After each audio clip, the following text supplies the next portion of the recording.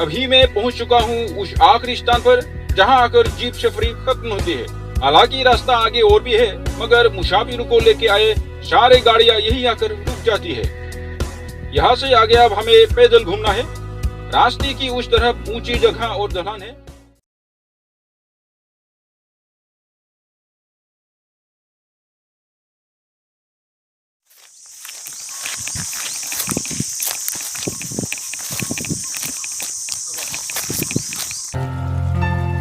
हिमालय की तलहटी में एक कोमल ढलान पर स्थित, जहाँ जंगली पहाड़ियाँ, जल और घास के मैदान और उष्णकटिबंधीय जंगल पाए जाते हैं। मानस अभयारण्य कई प्रकार के वन्य जीवों का घर है, जिनमें कई लुप्तप्राय प्रजातियां भी शामिल है।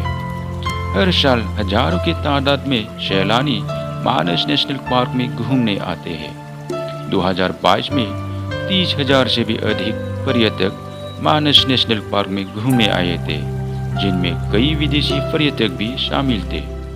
मानस राष्ट्रीय उद्यान का भारतीय पक्ष यही समाप्त होता है। मेरे पीछे देखे गए नदी के उस पार का हिस्सा भूटान के अंतर्गत आता है और वहाँ इसे रॉयल मानस नेशनल पार्क के नाम से जाना जाता है। मानस नेशनल पार्क दुर्लभ और लुप्तप्राय प्रजातियों के लिए एक सुरक्षित स्थान है। इसे संरक्षण के लिए भी सराहा जाता है। ये वन्य जीवों के लिए एक स्वर्ग जैसा है, क्योंकि यहाँ उन्हें इंसानी गतिविधि और इनके दुष्परिणाम से कोई खतरा नहीं। ये एक फॉरेस्ट लॉज है। ये बंगलो जंगल में लगभग 20 किलोमीटर की दूरी पर स्थित है। यहाँ रहकर आप इस गहरी जंगल में रात बिता सकते हैं। इसके लिए आपको बारपेटा में स्थित रिजर्व ऑफिस से बुकिंग करना होगा। उस तरफ जो खूबसूरत पहाड़ी इलाका देख रहे हैं, वो भूटान मानस रॉयल रिजर्व है, जो यहाँ से सिर्फ 5 मिनट पैदल यात्रा की दूरी पर है। विशाल क्षेत्रफल में फैला मानस नेशनल पार्क यूनेस्को प्राकृतिक विश्व धरोहर स्थल में शामिल है। इस पार्क में एलिफेंट रिजर्व, बायोस्फीयर रिजर्व और प्रोजेक्ट टाइगर रिजर्व भी स्थित है। ये भारत के सबसे अच्छे राष्ट्रीय उद्यानों में से एक है।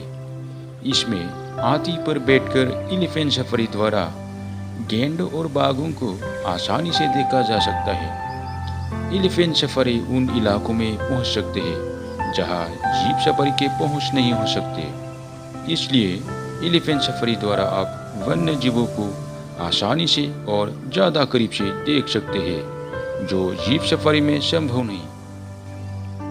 इतिहास देखें तो इस पार्क का नाम मानस नेशनल पार्क पड़ा है मानस नदी से, और नदी का नाम मानस रखा गया था हिंदू देवी मनसा के नाम पर।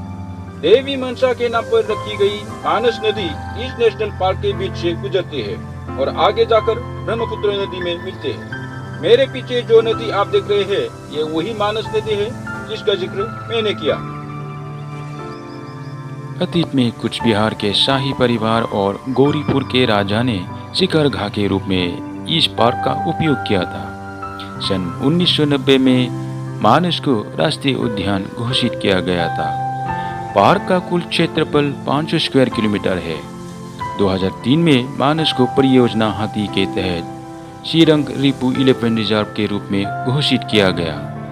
2011 में यूनेस्को की विश्व धरोहर समिति द्वारा सलाह दी जाने के बाद विश्व विरासत की सूची से हटा दिया गया था। मानस में बंगाल फ्लोरिकन, जायंट हॉर्नबिल, जंगल फल्स, बुलबुल, पाइड हॉर्नबिल्स जैसे कई प्रकार की पक्षियां भी पाए जाते हैं, जिनमें बंगाल फ्लोरिकन सबसे ज़्यादा प्रसिद्ध है।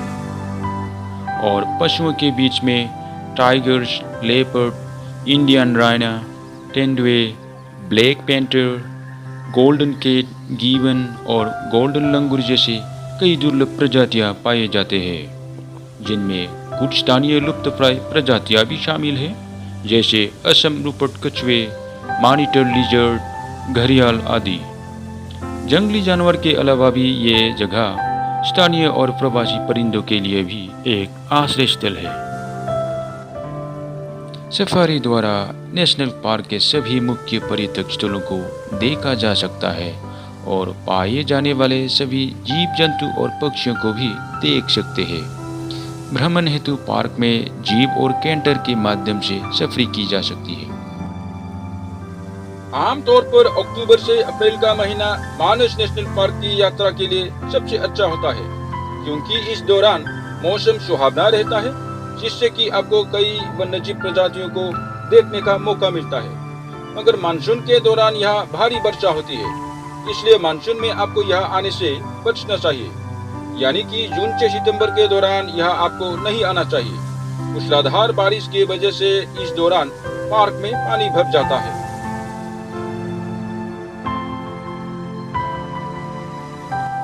उप हिमालयी भाबर तराई और हिमालयी उष्णकटिबंधीय चौड़ी पत्ते वाले जंगलों का संयोजन मानस नेशनल पार्क को भारत में सबसे समृद्ध जैव विविधता में से एक बनाता है। इसमें लगभग 542 पौधों की प्रजातियां और 4 प्रकार के वनस्पति पाए जाते हैं। इस पार्क के अंदर नदियां गुजरती है, उसमें आप राफ्टिंग का आनंद भी भरपूर कर सकते हैं। सफेद पानी होने के कारण इसको व्हाइट वाटर राफ्टिंग का नाम दिया गया है, इसलिए मानस जाने पर आप राफ्टिंग का आनंद भी ले सकते हैं। मानस जंगली भैंसों की आबादी के लिए भी प्रसिद्ध है। यहाँ एक सिंग का गेंडा यानी वन हॉर्न राइना और 12 सिंघा विशेष रूप से पाए जाते हैं। ये पार्क अपनी दुर्लभ और स्थानीय लुप्तप्राय वन्य जीवों के लिए जाना जाता है, जैसे कि असम तट वाले कछुए, हैपिड खरगोश, गोल्डन लंगूर और पिग्मी हॉक।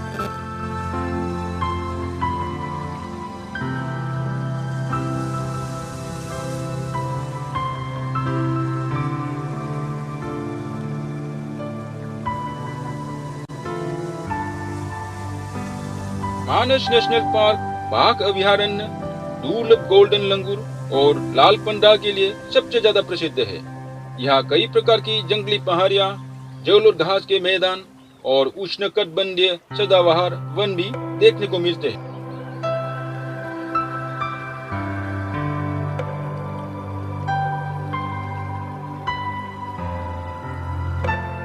ये एक जायंट स्क्विरल है। खाने की तलाश में ये इस पेड़ की टहनियों में इधर उधर मंडरा रहे हैं। मेरे सिर के ऊपर वहाँ उस पेड़ की टहनियों में एक स्क्विरल फल तोड़ के खा रहे हैं। शायद वो अभी भूखा है। देखिए किस तरह वो अपनी पूंछ को पेड़ की टहनियों में टांग कर खाना खा रहे हैं। हालांकि मुझे यहाँ से उसे ज्यादा ठीक से नजर नहीं आ रहा है, मगर जाहिर है कि वो एक इंडियन जायंट स्क्विरल है। इसे मलायन ब्लैक जायंट स्क्विरल भी कहते हैं। हमने यहाँ चारों तरफ चक्कर लगा लिया है। इस रास्ते से भूटान के अंतर्गत आने वाला रॉयल मानस नेशनल पार्क लगभग सिर्फ 5 मिनट पैदल यात्रा की दूरी पर ही स्थित है। भारतीय नागरिकों को वहां जाने के लिए पासपोर्ट की जरूरत नहीं है।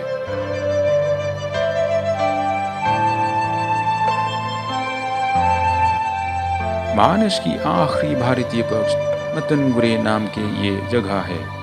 मतनगुरे के बाद उस पार भूटान का जमीन है। ये रास्ता भूटान जाता है। यहाँ इसी रास्ते से भारत और भूटान के बीच आने जाने की कनेक्शन होती है।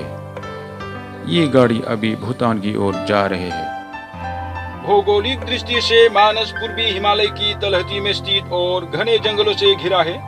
मानस नदी इस पार्क के अंदर से बहने वाले सबसे मुख्य नदी है। ये नदी ब्रह्मपुत्र नदी की एक प्रमुख सहायक नदी है। इसके अलावा भी इस पार्क के अंदर से 5 अलग अलग छोटी छोटी नदियां भी बहती है।